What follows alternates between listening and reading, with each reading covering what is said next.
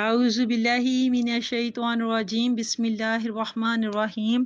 رب اشرح لی صدری ویسر لی امری واحلل عقدۃ من لسانی یفقہوا قولی۔ تمام واجب الاحترام السلام علیکم ورحمۃ اللہ۔ دعا گو ہوں کہ اللہ پاک پروردگار جل جلالہ آپ سب کے جان و مال اور عزت و آبرو کی حفاظت فرمائے، وقت نزا ایمان سلامت رکھے اور اللہ تعالی ہم سب کے لیے آسانیاں پیدا فرمائے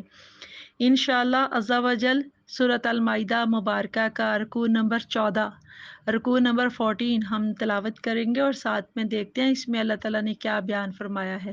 اللہ تعالیٰ قرآن کا صحیح ہمیں فہم عطا فرمائے اور عمل کی بھی توفیق دے، آمین اللہم آمین۔ بسم اللہ الرحمن الرحیم۔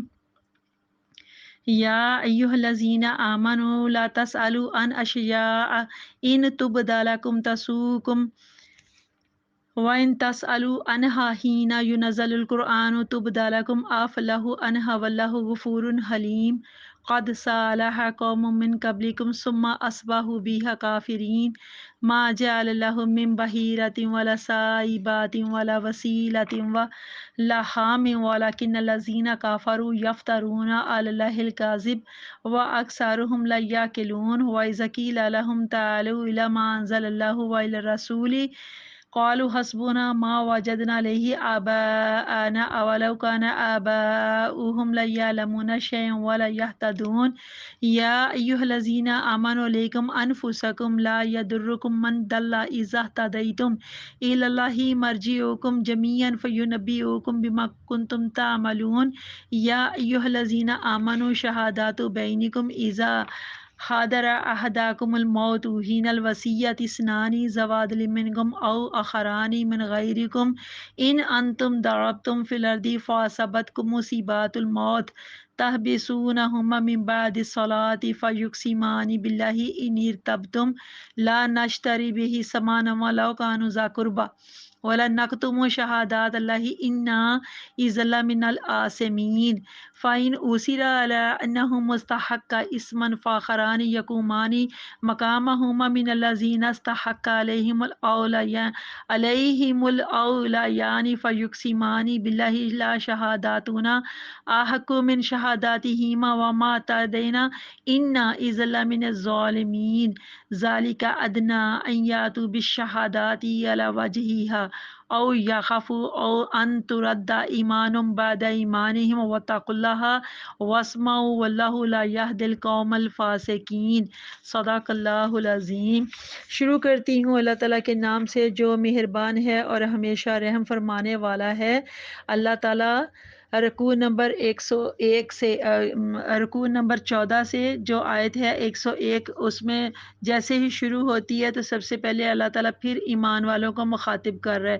اس صورت مبارکہ میں المائدہ میں سب سے جو خوبصورت بات ہے، اللہ تعالیٰ نے ایمان والوں کو بار بار مخاطب کیا ہے، اور اس کے علاوہ اللہ تعالیٰ نے کسی قوم کو اتنا نہ بار بار مخاطب کیا ہے، اور نہ اس طرح سے ہر آیت کے شروع میں اللہ تعالیٰ نے ایمان والو، اے ایمان والو، اے لوگو جو ایمان لائے ہو، ایسے بار بار خطاب فرمایا ایمان والوں سے۔ اب اس آیت کے شروع میں بھی اللہ تعالیٰ نے ایمان والوں کو مخاطب فرمایا ہے، سبحان اللہ۔ یا ایھا الذین آمنوا، اے ایمان والو، لا تسألوا عن اشیاء ان تبد لکم تسؤکم، اللہ تعالیٰ فرماتے ہیں کہ اے ایمان والو مت پوچھا کرو ایسی باتیں، لا تسألوا نہ سوال کیا کرو، نہ پوچھا کرو ایسی باتیں کہ اگر ظاہر کی جائیں تمہارے لیے تو تمہیں بری لگیں۔ وَإِن تَسْأَلُوا عَنْهَا حِينَ يُنَزَّلُ الْقُرْآنُ تُبْدَ لَكُمْ، اور اگر پوچھو گے، وَإِن تَسْأَلُوا، اور اگر پوچھو گے ان کے متعلق جب کہ قرآن اتر رہا ہے تو تمہارے لیے یہ ظاہر کر دی جائیں گی۔ عَفَا اللَّهُ عَنْهَا، اللہ نے ان کو معاف کر دیا ہے، وَاللَّهُ غَفُورٌ حلیم، اور اللہ تعالیٰ بہت بخشنے والا ہے اور حلیم حلم والا ہے، یعنی بردبار ہے۔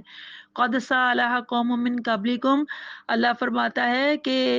حقیقت پر مبنی جب بات ہوتی ہے نا تو اللہ قد کا کے ساتھ بات شروع کرتا ہے۔ اللہ کہتا ہے تحقیق پوچھا تھا ان کے متعلق ایک قوم نے، قبلکم تم سے پہلے، کہ تم سے پہلے بھی ایک قوم نے ان کے متعلق پوچھا تھا، ثم اصبحوا بها کافرین، پھر وہ ان احکام کے انکار کرنے والے بن گئے۔ ما جعل اللہ من بحیرۃ ولا صائبۃ ولا وسیلۃ ولا حام، اللہ کہتا ہے کہ اللہ تعالیٰ نے نہیں مقرر کیا بحیرہ اور نہ صائبہ اور نہ وسیلہ اور نہ حام، ولیکن الذین کافروا یفترون علی اللہ الکذب، لیکن جنہوں نے کفر کیا، انکار کیا، وہ اللہ تعالیٰ کے اوپر جھوٹی تہمت لگاتے ہیں۔ وَأَكْثَرُهُمْ لَا يَعْقِلُونَ، اور اکثر ان میں سے کچھ بھی نہیں سمجھتے ہیں۔ وَإِذَا قِيلَ لَهُمْ تَعَالَوْا، اور جب ان سے کہا جاتا ہے کہ آؤ، إِلَىٰ مَا أَنزَلَ اللَّهُ وَإِلَى الرَّسُولِ، اس بات کی طرف جو اللہ تعالیٰ نے نازل کی ہے، اور آؤ اس کے رسول کی طرف، تقالو کہتے ہیں، حسبنا ہمیں کافی ہے، ما وجدنا علیہ آباؤنا، کہ جس پر ہم نے اپنے ہم نے اپنے باپ دادا کو پایا، تو ہمیں وہ کافی ہے۔ اولو کان آباؤہم لا یعلمون شیئا ولا یہتدون، اگرچہ اللہ فرماتا ہے ان کے جو باپ دادا تھے، آباؤہم ان کے جو باپ دادا تھے، لا یعلمون وہ کچھ بھی نہ جانتے ہوں، یا اللہ کہتا ہے ولا یہتدون، اور نہ وہ ہدایت یافتہ ہوں، یعنی کہ نہ ان کے جو باپ دادا وہ کچھ جانتے تھے، نہ وہ ہدایت یافتہ تھے، تو پھر بھی یہ کہتے ہیں کہ ہم نے جس راستے کے اوپر اپنے باپ دادا کو پایا، تو ہم تو ان کی پیروی کریں گے، ان کو فالو کریں گے، ان کی اتباع کریں گے۔ تو یا ایھا الذین، اللہ تعالیٰ پھر مخاطب کر کے ایمان والوں کو کہتا ہے، اے ایمان والو، علیکم انفسکم، اپنی جانوں کی فکر لازمی ہے، یعنی کہ کس کے اوپر؟ علیکم، تم پر، اے ایمان والو تم پر اپنی جانوں کا فکر لازمی ہے۔ لا یضرکم من ضل اذا اہتدیتم، کہ نہیں تمہیں جو گمراہ ہوا،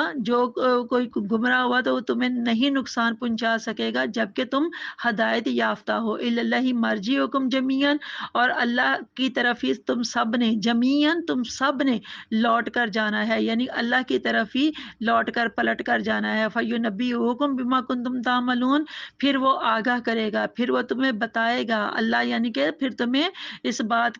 سے آگاہی کرے گا کہ جو تم اس دنیا میں کیا کرتے تھے، جو تم عمل کیا کرتے تھے، پھر اس بات کی اللہ تمہیں خبر دے گا۔ یا ایھا الذین آمنوا، اے ایمان والو، شہادات بینکم، کہ تمہاری جو گواہی ہے نا آپس میں، اذا حضر احدکم الموت حین الوصیۃ اثنان، اللہ کہتے ہیں کہ جب تم میں سے کسی کو موت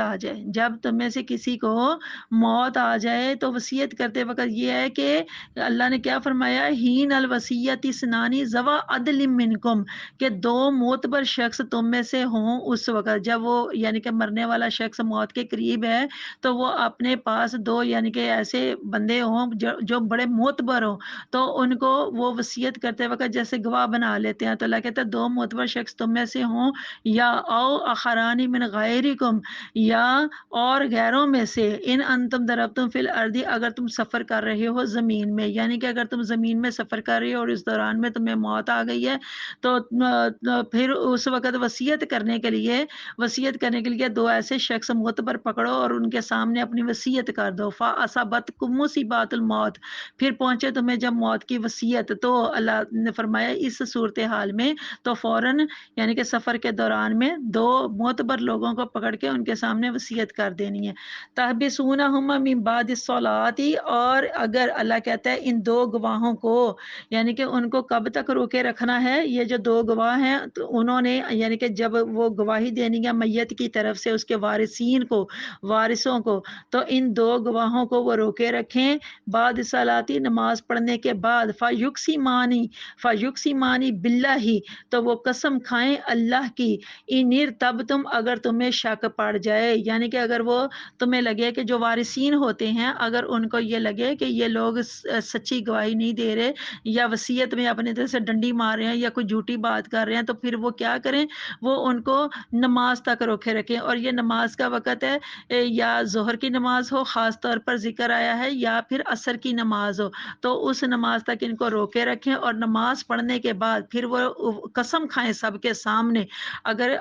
یعنی کہ ان کی بتائی ہوئی بات میں شک پڑ جائے، وارثین کو شک پڑ جائے، تو اس صورت میں ان سے یہ قسم لینی ہے، ٹھیک ہے۔ لا نشتری بھی سمانا لو کانا ذا قربا، اور اگر ان الفاظ سے وہ یہ کہہ دے کہ ہم نہ خریدیں گے اس قسم کے عوض کوئی مال، اور اگرچہ یہ قریبی رشتہ دار ہی ہوں، ولا نقتم شہادت اللہ انا اذا لمن العاصمین، تو اللہ تعالیٰ کہتے ہیں ہم نہیں چھپائیں گے اللہ کی گواہی اگر وہ ایسا کریں، اگر وہ ایسا کریں کہ وہ کہیں کہ ہم نہیں چھپائیں گے اللہ کی گواہی کو، تو یقیناً ہم اس وقت گناہ گاروں میں شمار ہوں گے۔ یہ گواہی دینے کا، بولنے کا ایک طریقہ ہے، اللہ تعالیٰ نے بتا دیا کہ گواہی اس طرح سے دینی ہے کہ یعنی کہ اللہ کی قسم کھانی ہے اور کہنا ہے کہ ہم نہیں چھپائیں گے اللہ کی گواہی کو، اور یقیناً اگر ہم ایسا کریں یعنی کہ اگر ہم گواہی کو چھپائیں تو ہم گناہ گاروں میں شمار ہوں گے۔ یہ گواہی دینے کا ایک طریقہ اللہ تعالیٰ نے بتا دیا کہ ایسے تم نے گواہی دینی ہے۔ فَإِنْ أُثِرَ عَلَىٰ أَنَّهُمَا اسْتَحَقَّا، پھر اگر پتہ چلے کہ وہ دونوں جو گواہ ہیں وہ سزاوار ہو گئے ہیں، اسمن فاخرانی یقومانی مقامہما، کسی گناہ کے، تو دو اور کھڑے ہو جائیں، آخرانی یقومانی، تو دو اور کھڑے ہو جائیں، مقامہما، ان کی جگہ، ٹھیک ہے، ان دونوں کی جگہ پر، وہ جو دونوں ہیں تو وہ سزاوار ہو گئے کسی گناہ کے سبب، تو ان کی جگہ پر دو اور کھڑے ہو جائیں، ان کی جگہ پر من الذین استحق علیہم الاولا، یعنی ان میں سے جن کا حق ضائع کیا ہے پہلے گواہوں نے، اور یہ جو نئے دو گواہ یعنی کہ اٹھ کے کھڑے ہوئے ہیں، تو پھر وہ اللہ کی قسم کھائیں، فیقسمان باللہ لا شہاداتنا احق من شہاداتہما، تو وہ دونوں وہ قسم اٹھائیں اللہ کی کہ ہماری گواہی زیادہ ٹھیک ہے ان دو کی گواہی سے۔ اب یہ جو ہے نئے جو دو معتبر لوگ آ گئے ہیں ان کی جگہ پر گواہی دینے کے لیے پہلے دو لوگوں کو ہٹا دیا گیا اپنی جگہ سے، ان کی جگہ پر پھر دو نئے لوگ آ جائیں، تو ان کا گواہی دینے کا اللہ نے فرمایا کہ یہ طریقہ ہے کہ وہ کہیں اللہ کی قسم کھا کے کہ ہماری گواہی زیادہ ٹھیک ہے ان دو کی گواہی سے، شہاداتی ہما، ان دونوں کی گواہی سے، وما تعدینا، اور ہم نے حد سے تجاوز نہیں کیا، اور ہم نے حد سے تجاوز نہیں کیا، انا اذا لمن الظالمین، اور اگر ہم ایسا کریں تو بے شک اس وقت ہم ظالموں میں شمار ہوں گے۔ تو یہ دوسرے جو دو لوگ نئے سرے سے دو معتبر لوگ گواہی دینے کے لیے پکڑ لیے جائیں یا ان کو ٹھہرا لیا جائے گواہی دینے کے لیے، تو یہ ان کی گواہی دینے کا طریقہ ہوگا۔ ذالک ادنی ان یاتوا بالشہادات، اور یہ طریقہ زیادہ قریب ہے کہ گواہی دیا کریں گواہی دینے والے علی وجہہا، اور یا خوف، جیسا کہ چاہیے کہ وہ اس طرح سے گواہی دیا کریں یا خوف کریں اس بات کا کہ ان ترد ایمانہم بعد ایمانہم، کہ لوٹائی جائیں گی ان کی قسمیں، یعنی میت کے وارثوں کی طرف ان کی قسموں کے بعد، واتقوا اللہ، اور وہ ڈرتے رہیں، اللہ نے یہ فرمایا کہ اور اللہ سے ڈرتے رہو، واسمعوا، اور سنو اس کا حکم، یعنی کہ اللہ کا جو حکم ہے نا اس کو سنو، واللہ لا یہدی القوم الفاسقین، اور اللہ تعالیٰ جو فاسق قوم ہے، جو نافرمان قوم ہے، اس کو ہدایت نہیں دیتا۔ صدق اللہ العظیم۔ تمام واجب الاحترام پارہ نمبر 7 سورۃ المائدہ مبارکہ کا رکوع نمبر 14 ہے اور اس کی آیت نمبر 101۔ اس میں اللہ تعالیٰ نے فرمایا کہ اے ایمان والو، مت پوچھا کرو ایسی باتیں کہ اگر وہ ظاہر کی جائیں تمہارے لیے تو تمہیں بھی وہ بری لگیں۔ یہ اس لیے اللہ نے کہا کہ بعض لوگ حضور صلی اللہ علیہ وآلہ وسلم سے عجیب و غریب قسم کے سوالات پوچھا کرتے تھے جن میں کوئی دینی یا دنیاوی فائدہ بھی نہیں ہوتا تھا، یہاں تک کہ حضور صلی اللہ علیہ وآلہ وسلم ان سوالات سے پریشان بھی ہو جایا کرتے، اور ایک روز ممبر پر تشریف فرما ہو کر ارشاد فرمایا، لا تسألونی اليوم عن شیء الا بینتہ لکم، مطلب اس کا آج تم جس چیز کے متعلق مجھ سے پوچھو گے وہ میں تمہیں ضرور بتاؤں گا۔ سب صحابہ کے سر جھکے ہوئے تھے اور زاروں قطار رو رہے تھے، اور کسی میں اتنی ہمت نہیں تھی کہ کوئی بات کر سکے۔ اس وقت حضرت عبداللہ بن حذافہ، جن کے نسب کے متعلق لوگ طرح طرح کی فضول باتیں کیا کرتے تھے، وہ اٹھ کر کھڑے ہوئے اور انہوں نے عرض کی، من ابی یا رسول اللہ، کہ یا رسول اللہ صلی اللہ علیہ وسلم میرا باپ کون ہے؟ حضور صلی اللہ علیہ وسلم نے یہ نہیں کہا کہ مجھے نہیں پتا، اور نہ حضور نے یہ فرمایا کہ مجھ سے کوئی فقہ کا مسئلہ پوچھو، بلکہ حضور صلی اللہ علیہ وسلم نے اپنے خدا داد وسیع علم کا اظہار فرماتے ہوئے جواب دیا، ابو کا حذافہ، یعنی اے عبداللہ تیرا باپ حذافہ ہے۔ ان کی والدہ اپنے بیٹے کے اس سوال کے اوپر کانپ اٹھی اور کہنے لگی، اے عبداللہ تجھ سے زیادہ نافرمان بھی کسی کا بیٹا ہو سکتا ہے؟ تو مجھے مجلس میں سب کے سامنے رسوا کرنا چاہتا تھا۔ حضرت عبداللہ کو اپنے نبی صلی اللہ علیہ وسلم کے خدا داد علم پر اتنا اعتماد تھا کہ فرمایا کہ اگر حضور صلی اللہ علیہ وسلم مجھے کسی حبشی غلام کا بیٹا بھی کہہ دیتے نا تو مجھے انکار نہ آتا، میں انکار نہ کرتا۔ اسی طرح تمام واجب الاحترام اکثر لوگ بال کی کھال نکالنے کے عادی تھے اور عجیب عجیب قسم کے سوال کیا کرتے۔ حضور صلی اللہ علیہ وسلم کے ارشاد پاک ہے کہ بے شک اللہ تعالیٰ نے کچھ فرض مقرر کیے ہیں، ان کو ضائع نہ کرو۔ بعض چیزوں کو حرام کر دیا ہے، ان کی پردہ داری نہ کرو، اور بعض حدیں مقرر کر دی ہیں، ان کو مت توڑو، اور بعض چیزوں کے متعلق دانستہ سکوت فرمایا، ان کے متعلق بحث نہ کرو۔ اور آیت نمبر 102 اور 103 میں اللہ تعالیٰ نے فرمایا کہ تم سے پہلے بھی ایک قوم نے یہ سب ایسے ہی پوچھا تھا، اسی قسم کے سوال کرتے تھے، لیکن پھر بھی انہوں نے ان احکامات کو ماننے سے انکار کر دیا تھا۔ ہر طرح کا علم ان کے یعنی کہ گوش گزار ہونے کے باوجود انہوں نے ان باتوں کو ماننے سے انکار کر دیا تھا۔ اسی طرح کسی بھی چیز کو حلال یا حرام کرنے کا اختیار صرف اللہ تعالیٰ کے پاس ہے، یا پھر اللہ کے حکم سے اس کے رسول صلی اللہ علیہ وسلم کے پاس ہے۔ یہ اختیار اللہ اور اللہ کے رسول کے پاس ہے، اور اگر کوئی اللہ اور اس کے رسول صلی اللہ علیہ وسلم کی حلال کی ہوئی چیز کو حرام قرار دے دے یا حرام کی ہوئی چیز کو حلال کرتا ہے تو وہ اللہ کے اس قانون کو اپنے ہاتھ میں لے رہا ہے اور اللہ کے بنائے حقوق میں مداخلت کرنے کا وہ مجرم بن رہا ہے۔ یعنی اس آیت مبارکہ میں کافروں کی ایسی مداخلت کا اللہ تعالیٰ ذکر فرما رہا ہے کہ جن جانوروں کا گوشت اور دودھ اللہ تعالیٰ نے حلال کیا، ان سے خدمت لینے، ان پر سواری کرنے، بوجھ لادنے کی اجازت بخشی ہے اللہ تعالیٰ نے، اور یہ کافر لوگ اپنی فضول قسم کی باتوں سے ان کو اپنے اوپر حرام کر دیتے اور کہتے کہ یہ اللہ نے ہمیں حکم دیا ہے۔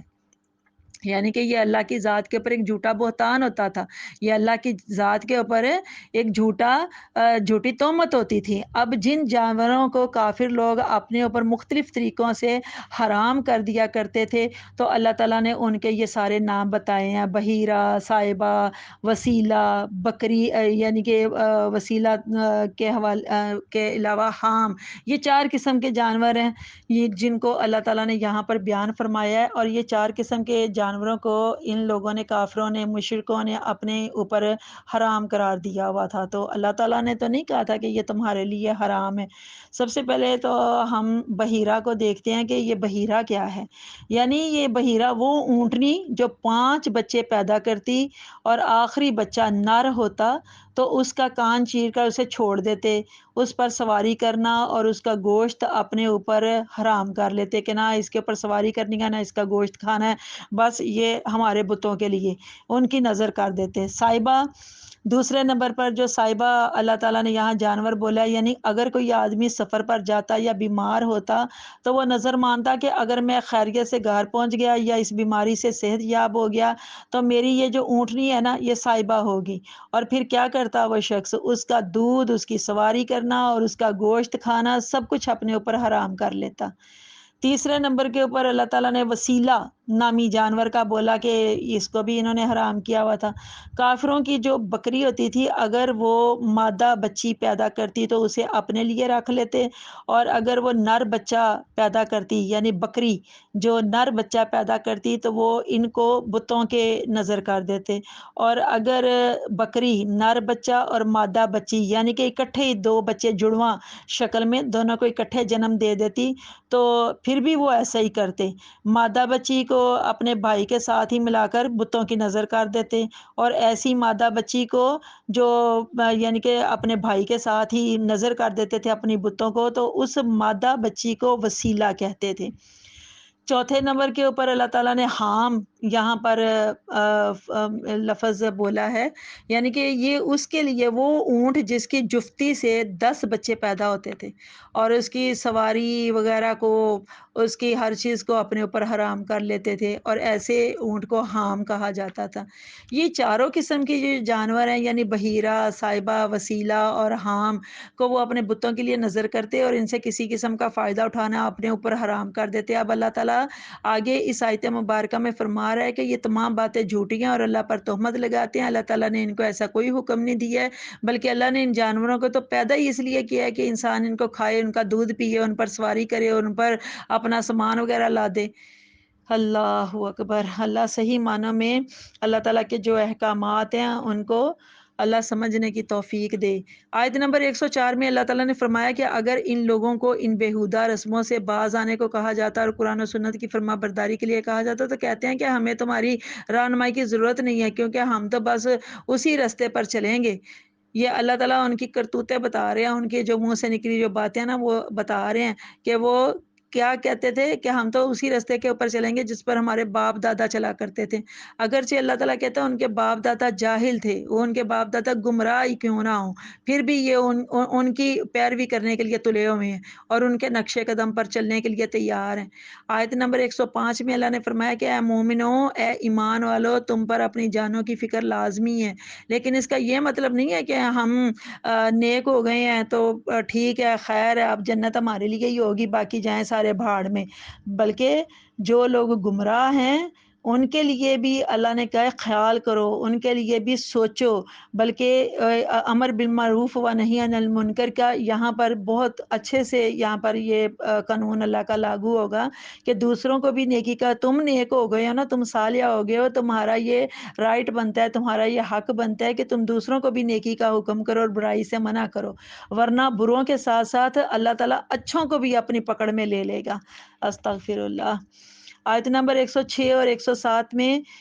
اللہ تعالیٰ نے فرمایا کہ اگر کوئی مسلمان سفر میں ہو، یہ بہت توجہ کے ساتھ آپ نے یہ والی جو 106 اور 107 یہ جو آیتیں ان کے اوپر غور کرنا ہے۔ اللہ نے فرمایا ہے کہ اگر کوئی مسلمان سفر میں ہو اور اس کی موت کا وقت قریب آ جائے تو 2 معتبر مسلمانوں کو بلا کر اپنے مال کی وصیت کرے، اور اگر اس وقت مسلمان نہ مل سکیں تو 2 غیر مسلموں کو بلا کر ہی اس کی وصیت کر دے، لیکن غیر مسلموں سے جو مسلمان ہیں وہ زیادہ بہتر ہیں۔ اور جب وہ وصیت والے دونوں جو گواہ ہیں اس کے گھر پہنچے، یعنی وہ جو بندہ مر گیا سفر میں اس کے گھر پہنچے اور میت کے وارثوں کو شک پڑ جائے کہ انہوں نے صحیح جو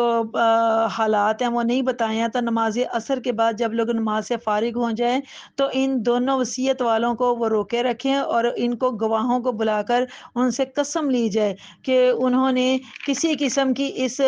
بات کے اندر کوئی بددیانتی نہیں کی ہے اور وصیت کو انہوں نے ٹھیک بیان کر دیا ہے، کیونکہ وارث اس صورت میں مدعی تھے، انہوں نے یہ ایک طرح سے جیسے مقدمے کا دعویٰ کیا جاتا ہے، جیسے ایک کیس فائل کیا جاتا ہے، یہاں پر بھی ایسی صورتحال ہے کہ وارث اس صورت میں مدعی تھے لیکن ان کے پاس ان وصیت والے گواہوں کے خلاف گواہ موجود نہیں تھے، اس لیے ان سے قسم لی گئی ہے، لیکن بعد میں ان کی اگر خیانت پکڑی جائے اور ان کا جھوٹ ظاہر ہو جائے تو پھر وارثوں میں سے 2 آدمی قسم اٹھائیں کہ پہلے والے دونوں کا بیان غلط تھا اور جو ہم کہہ رہے ہیں وہ زیادہ صحیح ہے۔ اور اللہ تعالیٰ نے ان آیتوں کے اندر قسم اٹھانے کا بہت اچھے سے طریقہ بتا دیا ہے کہ اس طرح سے پہلے جو گواہ ہیں 2 انہوں نے اس طرح سے قسم کھانی ہے اور ان کو جب ہٹا دیا گیا ہے ان کے اس عہدے سے اور اگلے جو 2 گواہ آ گئے ہیں پھر انہوں نے اس طرح سے قسم دینی ہے، پھر ان وارثوں کی قسم کے مطابق فیصلہ کیا جائے۔ یاد رکھیے گا تمام واجب الاحترام کہ یہ جو شہادت لینے کی ضرورت ہے نا، یہ جو شہادت جو گواہوں سے جو شہادت لینے کی اس طرح سے قسم کے ذریعے سے اور نماز عصر یا ظہر کے بعد لوگوں کی موجودگی میں، اس کی ضرورت اس وقت پڑے گی جب وارثوں کو شک ہوگا، ورنہ نہ مقدمہ ہوگا، نہ شہادت ہوگی، نہ کسی قسم کی کوئی قسم کی ضرورت ہوگی۔ آیت نمبر 108 کے مطابق 108 اس کے مطابق یوں جب قسم لینے کا اللہ تعالیٰ نے فرمایا کہ قانون نماز کے بعد لوگوں کے مجمع میں ہوگا تو وصیت کے جو گواہ ہیں وہ بھی جھوٹ بولنے سے پرہیز کریں گے، اجتناب کریں گے، اور جو میت کے وارثین ہیں وہ بھی اللہ کے گھر میں اللہ کی مخلوق کے سامنے ناجائز مطالبہ نہیں کریں گے، دونوں کو علم ہوگا کہ ہم نے قسم بھی اٹھانا ہے۔ تمام عزیزان مان اس دعا کے ساتھ کہ ربنا آتینا فی الدنیا حسنۃ وفی الآخرۃ حسنۃ وقنا عذاب النار۔ سورۃ المائدہ مبارکہ کا رکوع نمبر 14 مکمل ہوا۔ اللہ آپ سب کا حامی و ناصر ہو، اجازت چاہتی ہوں، اللہ حافظ۔ میرے اس چینل قرآن ہماری زندگی کو آپ سب لائک بھی کیجئے، کمنٹ بھی کیجئے اور سبسکرائب کے ساتھ ساتھ بیل آئیکن کو بھی دبا دیں تاکہ میری تمام ویڈیوز آپ کو بر وقت ملتی رہیں۔ اللہ تعالیٰ آپ سب کا حامی و ناصر ہو۔ اللہ حافظ۔